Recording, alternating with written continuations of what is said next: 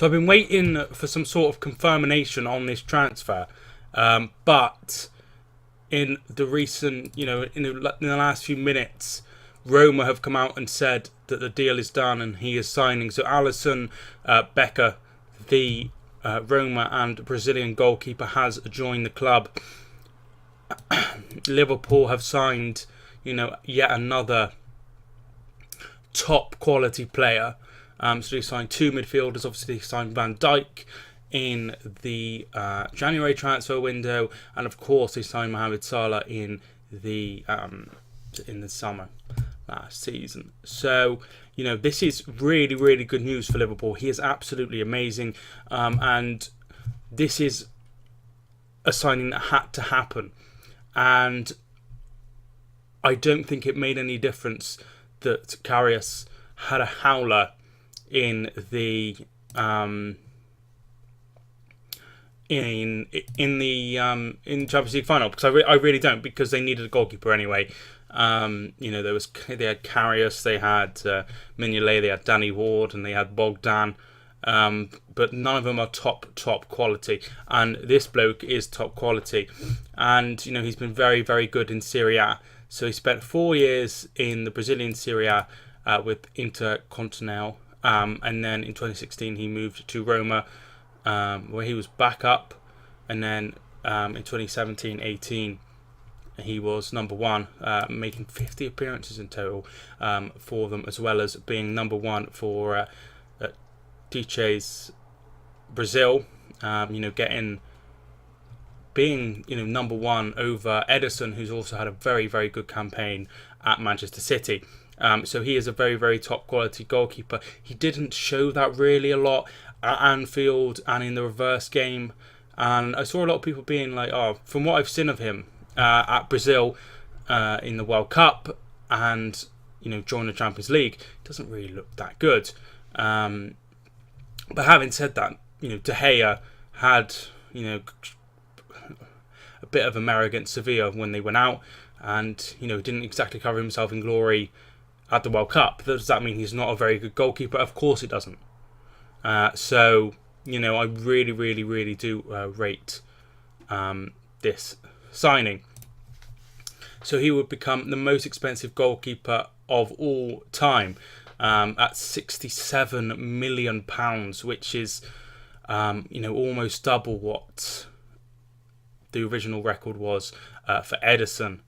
And so Ederson was the most expensive in pounds, because the pound has decreased, and Buffon is the most expensive in euros.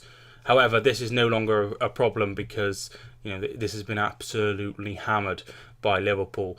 They paid way over the odds for Virgil van Dijk, but that is a signing that's paid off. He's been absolutely exceptional for them, and with the additions of Fabinho and of course Naby Keita and Shaqiri, they're starting to build more of a squad than a first team 11. They don't have the squad depth that they'd like yet, but they're getting there. They're probably a couple of players away from a real title challenge, and winning the league. They'll have a really good challenge this time. I think if City don't sign another, at least another one player, then I think Liverpool could potentially have their time, which is absolutely amazing. It's been so long since they've won the league. They won it in 1990 when it was still the first division, and they are yet to win the Premier League. To put that into perspective, Blackburn have won it and they've been in League One as recently as last season. Leicester have won it and they'd been in League One in 2009, and had two promotions. So it's amazing that such a big, powerful club haven't won it, but they've had some really, really awful years. When Hicks and Gillette were involved, it was very, very poor. The signings were crap. But since Henry came in, I'm not sure when he bought the club, but in recent years, they have really made strides to spending money on very, very good key players. All three, and now this signing, so all four signings have been exceptional. So this takes their spending up to 175 million. You know, I can't see them spending too much more. Maybe another 25 million, but they spent 150 million last year on Oxlade-Chamberlain, Virgil van Dijk, Andrew Robertson, Dominic Solanke, who was a Tribune, I'm not sure how much you actually went for, and Mohamed Salah. So they're starting to spend, their spending is now up there, competing with Manchester City. It's competing with Manchester United. You know, you'd expect them to spend just over 200 million each. That's what they did last year. City won't spend that much money again, but you know, they're starting to make better signings. So this was the first full season under Klopp. They signed Mane and they signed Ronaldo, but they've also made some really strange signings like Alex Maniga, Clavan. But they're really now, you know, pushing towards like this year they made a profit, which is unheard of for a top 6 club. They sold Joe Allen, they sold Jordan Ibe, they sold Jerome Sinclair, they sold Christian Benteke, they sold you know, so many players that they made a profit that year.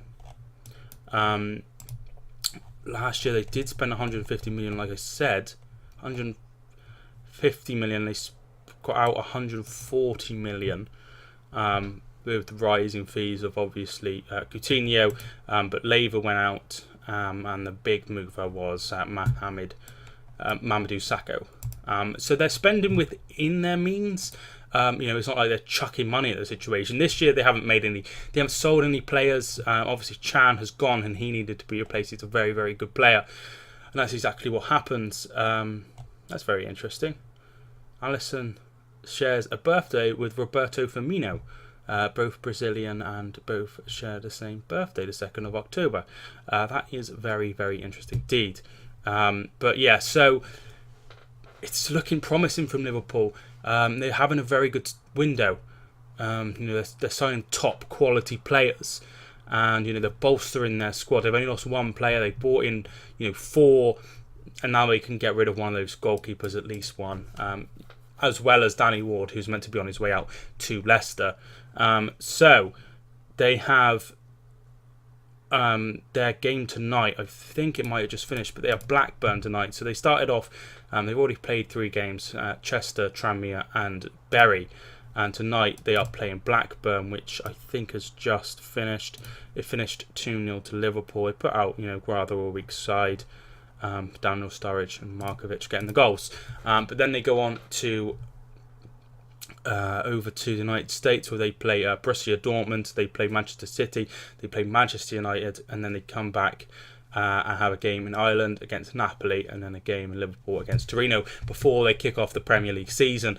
You know, they play amazing football. Liverpool, you know, are up there with the best teams to watch, and so exciting to watch. So I believe that, you know, if they get their act together, they could certainly push for that Premier League title, which is amazing after, you know, so long without one. But yeah, so Alisson is now officially, according to Roma, a Premier League player and a Liverpool player. Thank you so much for watching this video. Hit subscribe if you're new. My name is Mike, and I will see you soon.